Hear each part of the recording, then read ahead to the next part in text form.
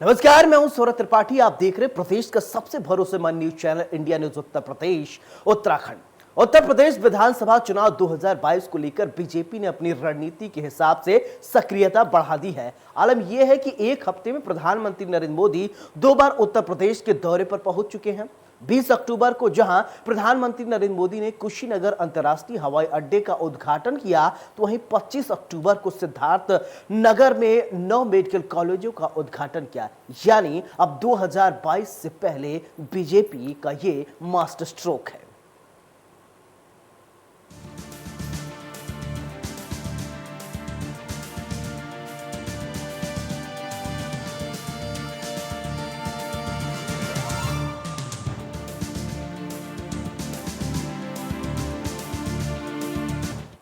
प्रधानमंत्री नरेंद्र मोदी ने सिद्धार्थ नगर में 9 चिकित्सा महाविद्यालयों का उद्घाटन किया।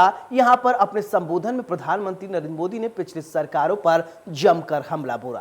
प्रधानमंत्री नरेंद्र मोदी ने पूछा कि क्या कभी किसी को याद पड़ता है कि उत्तर प्रदेश के इतिहास में कभी एक साथ इतने मेडिकल कॉलेजों का उद्घाटन हुआ। इस दौरान प्रधानमंत्री ने क्या कुछ कहा, ये रिपोर्ट देखिए। 9 मेडिकल कॉलेज का उद्घाटन, 5200 करोड़ की योजनाओं की सौगात, 30 परियोजनाओं का लोकार्पण, सबसे बड़ी स्वास्थ्य योजना की शुरुआत, पूर्वांचल में मोदी। साल 2022 में उत्तर प्रदेश में विधानसभा चुनाव है।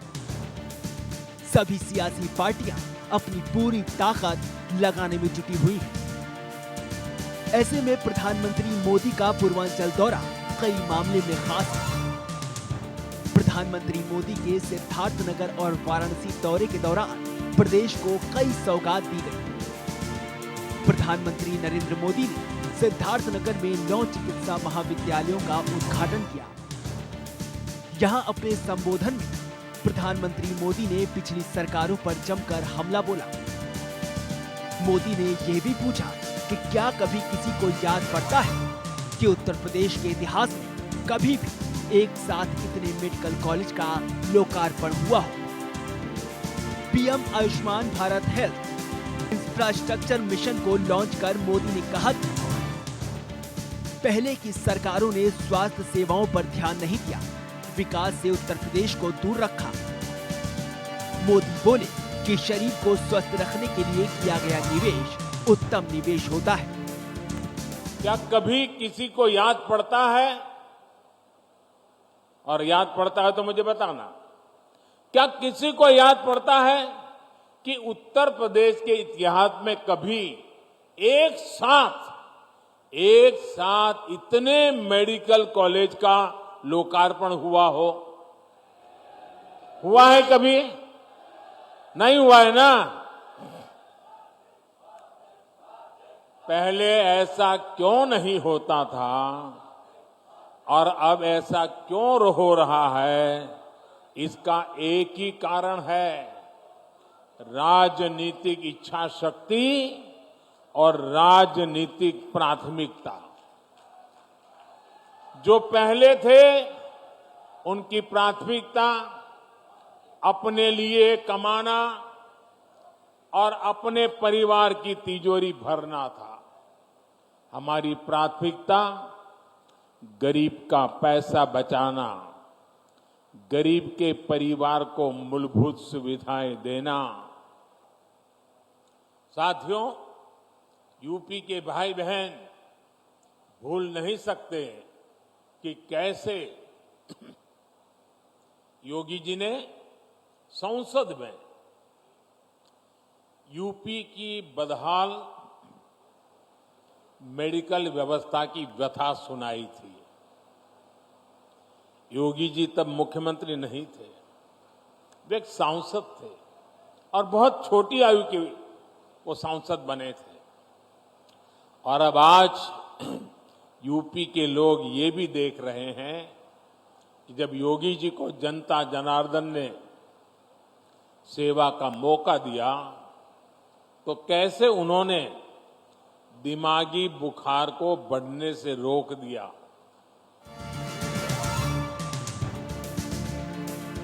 PM Ayushman Bharat health infrastructure mission क्या है? मिशन पर 5 सालों में 64,000 करोड़ रुपए खर्च होंगे।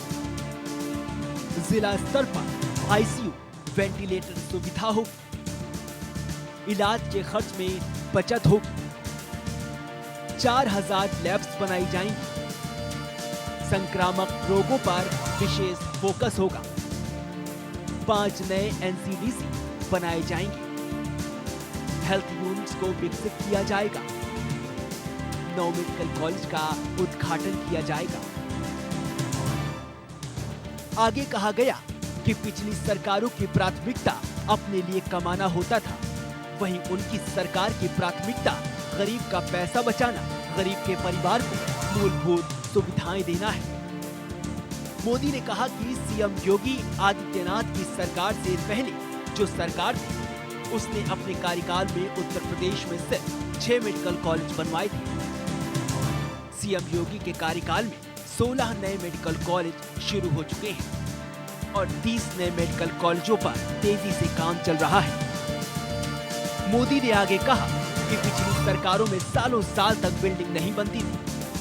बिल्डिंग होती थी तो मशीनें नहीं होती थी, दोनों होते थे तो डॉक्टर स्टाफ नहीं होते थे। वहीं गरीबों को लूटने वाली भ्रष्टाचार की साइकिल 24 घंटे घूमती रहती थी। दवाई में भ्रष्टाचार, एम्बुलेंस भ्रष्टाचार, नियुक्ति में भ्रष्टाचार, पोस्टिंग में भ्रष्टाचार। इससे कुछ परिवारवादों का तो भला हुआ, लेकिन इसमें पूर्वांचल का फायदा नहीं हुआ। प्रधानमंत्री नरेंद्र मोदी आज काशी में थे और लगभग 5200 करोड़ की योजनाओं की सौगात काशी वासियों के दिए। आपको बताते चलें कि ये जो पंडाल था ये पूरा खचाखच भरा हुआ था, जहां प्रधानमंत्री की सभा थी। बहुत दूर दराज से लोग आए थे। कुछ लोग और भी हैं साथ में, उनसे बात करते हैं। देखिए, बजरंगबली के देश में एक सज्जन आए हैं, इनसे बात करते जानते हैं। क्या नाम है आपका? मेरा नाम सरवन शाह हुआ। कहाँ से आए हैं? मैं बिहार बेगूसराय पनहत से आया हूँ। बेगूसराय से यहाँ चले आए? हाँ, मैं पूरे भारत, मेरे श्री राम रूपी माननीय प्रधानमंत्री नरेंद्र दामोदर दास मोदी जी की जहाँ जहाँ सभा होती है, मैं इसी रूप में सभा का साक्षी बनता हूँ। जय श्री राम। मोदी जी ने जिस तरीके से भाषण दिया यहाँ पे, जो यहाँ की जनता को इतनी जो सौगातें दी, क्या कहेंगे इस पे? ये अभी ही नहीं, जब से ये बने हैं तब से सौगात ही सौगात दे रहे हैं और विकासों की नदी बहा रहे हैं। और ये जो सौगात मिला है, ये यूपी वासी के और पूरे भारतवासी को जो है हेल्थ में बहुत सहयोग मिलेगा और सबसे ज़्यादा तो गरीबों को मिलेगा, जिनके पास पैसे नहीं है। आयुष्मान कार्ड बन जाने के कारण 5 लाख का जो है वो इंश्योरेंस मिलता है और उससे जो है जो होना चाहिए स्वास्थ्य में वो नहीं हो पाता था पूर्व में, लेकिन इनके आने के बाद हर एक स्थिति और परिस्थिति को मद्देनजर ध्यान में रखते हुए जनताओं के उसके बाद कदम दर कदम उठा के योजना दर योजना लाकर लाभान्वित करते हैं पूरे भारत निवासियों को। किस तरीके से ये बेगूसराय बिहार से आए थे, ये मोदी प्रधानमंत्री मोदी के इतने बड़े भक्त हैं, उनके हर सभा में जाते हैं और बेगूसराय से ये बनारस की सभा को अटेंड करने आए थे। यहाँ कुछ और नवयुवक हैं, उनसे बात करते हैं। कहाँ से हैं? आदित्य नगर से। आदित्य नगर से यहीं से हैं। प्रधानमंत्री आज आए थे, बनारस को इतनी बड़ी सौगात दे गए, लगभग 5200 करोड़ रुपए। क्या कहना चाहेंगे? हम लोग तो उनका आभार व्यक्त करते हैं कि हमारे यशस्वी प्रधानमंत्री जो यहाँ पे आए हैं, हम लोग को सौगात दी, उससे हम बहुत खुश हैं, बहुत उत्साहित हैं, संतुष्ट हैं। हाँ, जो कि इतना अच्छा काम कर रहे हैं हमारे जिला के और हमारे देश के लिए, इसलिए हम उनका इतना स्वागत और अभिनंदन करते हैं। उससे कोई सीमा नहीं है। हम बस यही कहना चाहते हैं कि ये जो प्रधानमंत्री हैं, ऐसा प्रधानमंत्री हमारे देश को न मिला है, न मिल पाएगा। बस जय हिंद, जय भारत। देखिए, कहीं ना कहीं यहाँ पे जो युवाओं में जो जोश है, उत्साह है, इनका कहना है कि ऐसा प्रधानमंत्री देश को कभी नहीं मिला है और न ही आने वाले समय मिलेगा। तो मोदी के प्रति ऐसी जो दीवानगी है युवाओं में, वो देखने को मिली, बनारस के मतदाताओं में देखने को मिली। इंडिया न्यूज़ के लिए बनारस से पंकज चतुर्वेदी। प्रधानमंत्री मोदी के इस दौरे से एक बात साफ है, जहां सरकार एक तरफ पूर्वांचल को साधने में लगी है, 2022 विधानसभा चुनाव से पहले विपक्ष पर निशाना साधना भी था। Bureau report, India news, Uttar Pradesh, Uttarakhand. प्रधानमंत्री नरेंद्र मोदी ने अपने संसदीय क्षेत्र वाराणसी से आत्मनिर्भर स्वास्थ्य भारत योजना की शुभारंभ किया, जो स्वास्थ्य सेवा के बुनियादी ढांचों को मजबूत करने के लिए सबसे बड़ी अखिल भारतीय योजनाओं में से एक है। क्या ये पूरा प्लान उत्तर प्रदेश को और पूर्वांचल को साधने में काम आएगा? क्योंकि बीजेपी लगातार पूर्वांचल को साधने की कोशिश कर रही है। ये रिपोर्ट देखिए। प्रधानमंत्री नरेंद्र मोदी ने पूर्वांचल को बड़ा सौगात दिया। बीजेपी इस समय पूरी ताकत और पूरा फोकस पूर्वांचल पर कर रही है। एक दिन में वाराणसी से लेकर सिद्धार्थनगर के दौरे पर कई सियासी मायने हैं। उत्तर प्रदेश विधानसभा चुनाव 2022 को लेकर बीजेपी ने अपनी रणनीति के हिसाब से सक्रियता बढ़ा दी है। आलम यह है कि एक हफ्ते में प्रधानमंत्री नरेंद्र मोदी 2 बार उत्तर प्रदेश के दौरे पर पहुंच चुके हैं। 20 अक्टूबर को जहां प्रधानमंत्री नरेंद्र मोदी ने कुशीनगर अंतर्राष्ट्रीय हवाई अड्डे का उद्घाटन किया, वहीं 25 अक्टूबर को सिद्धार्थनगर में 9 मेडिकल कॉलेज का उद्घाटन किया। पश्चिमी उत्तर प्रदेश में बढ़ रही नाराजगी। दरअसल आगामी विधानसभा चुनाव को लेकर यूपी का पूर्वांचल बीजेपी के लिए काफी अहम है। पूर्वांचल जिलों में अब भी बीजेपी काफी मजबूत नजर आ रही है, इसलिए बीजेपी का पूरा फोकस पूर्वांचल के जिले पर है।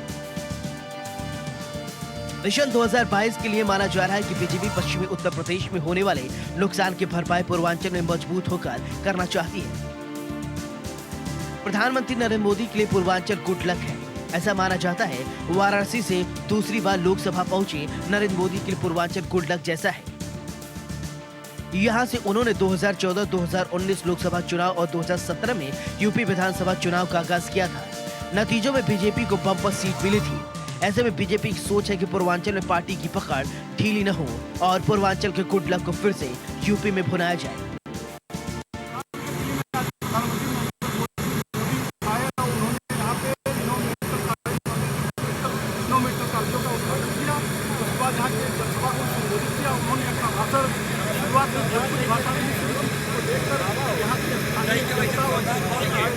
काफी लोगों ने नारे लगाए, साथ ही साथ यहाँ पे हमारे तमाम लोग मौजूद हैं। आइए जानते हैं कि कैसा लग रहा है।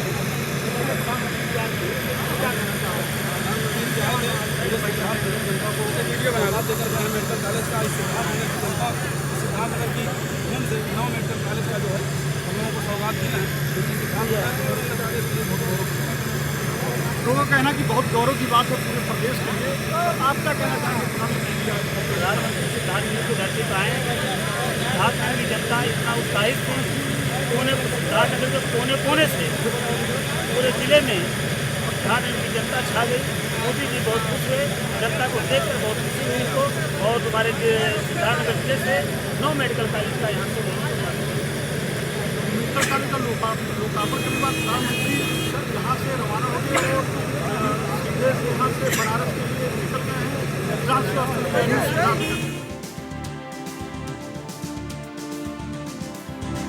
वहीं पूर्वांचल में बीजेपी द्वारा किए गए विकास कार्यों में गोरखपुर में एम्स और फर्टिलाइजर, गन्ना किसानों को भुगतान, किसानों के लिए कर्ज माफी की घोषणा, सड़कें, फ्लाईओवर्स का निर्माण जैसी कई उपलब्धियां शामिल हैं। पूर्वांचल में बीजेपी की मजबूत पकड़ का अंदाजा आप इसी बात से लगा सकते हैं कि 2017 में हुए विधानसभा चुनाव में पूर्वांचल की कुल 164 विधानसभा सीटों में बीजेपी को महज 115 सीटें मिली थी। वहीं सपा को 17, बसपा को 14, कांग्रेस को 2 और अन्य को 16 सीटें हासिल हुई थी। हालांकि एक आंकड़ा ये भी है कि पिछले 3 दशक में पूर्वांचल का मतदाता किसी एक पार्टी के साथ हमेशा नहीं रहा है। इसी को देखते हुए बीजेपी की तरफ से इन क्षेत्रों में विकास योजना की झड़ी लगा दी गई है। साथ ही पार्टी 2022 के चुनाव में पूर्वांचल को अपने पक्ष में मजबूत करने में जुट गई है। पूर्वांचल में विकास कार्यों से जुड़ी परियोजनाओं के अलावा बीजेपी जाति समीकरण पर भी ध्यान दे रही है। इसको लेकर पार्टी ने कई जाति आधार पार्टियों के साथ गठबंधन कर रखा है। इनमें अनुप्रिया पटेल की अपना दल एस और संजय निषाद की निषाद पार्टी के साथ बीजेपी मैदान में उतरेगी। बता दें कि अपना दल के सहारे बीजेपी कुर्मी समुदाय को तो वहीं संजय निषाद के सहारे मल्लाह समुदाय के वोटरों को अपने पक्ष में करने की मंशा रखती है। इन दोनों नेताओं का वोट आधार पूर्वांचल में कई जिलों में माना जाता है। वहीं 2017 में बीजेपी के साथ रहे सुहेल देव भारतीय समाज पार्टी के ओम प्रकाश राजभर पर भी पार्टी अपनी नजर बनाए हुए है। बीजेपी के लिहाज से पूर्वांचल काफी अहम है, इसलिए बीजेपी के शीर्ष नेतृत्व का पूरा फोकस पूर्वांचल की तरफ है। जौनपुर में स्थित उमानाथ सिंह मेडिकल कॉलेज का आज जो है लोकार्पण प्रधानमंत्री नरेंद्र मोदी के द्वारा किया गया। हम यहाँ पर मौजूद हैं, यहाँ पे तस्वीरें आपको दिखाएं तो आप देखिए, ये वो मेडिकल कॉलेज है जिसका लोगों को बेसब्री से इंतजार था।